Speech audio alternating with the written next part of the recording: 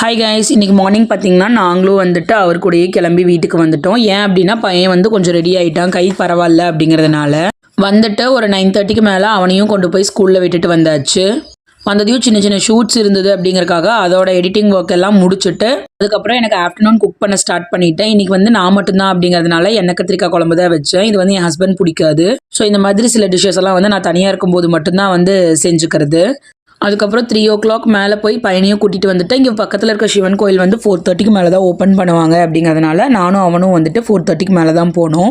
என் husband வரக்கு night late ஆகும் அப்படிங்கிறதுனால நாங்களே தீபம் பற்றி வச்சிடலாம் அப்படிங்கிற ஐடியாவில் வந்துட்டு ஒரு 3 கோயிலுக்கு போயிட்டு வந்த உடனே வந்துட்டு அந்த ஸ்டார்ட் பண்ணிட்டோம். கொஞ்சம் ஏர்லியாகவே எல்லாம் ப்ரிப்பேர் பண்ணி வச்சிட்டோம் அப்படின்னா ஒரு 6 o'clock வந்து தீபம் போட்டுக்கலாம் அப்படிங்கிற ஐடியாவில் ஒரு 6 o'clock வரைக்கும் அவன் கூட விளையாடிட்டு பசிக்குதுன்னா அவனுக்கும் ஃபுட்டெல்லாம் கொடுத்துட்டு 6 o'clock வந்துட்டு தீபம் பற்ற வச்சிடலாம் அப்படின்னு சொல்லிட்டு டைம் ஆனதையும் தீபமும் பற்ற வச்சாச்சு.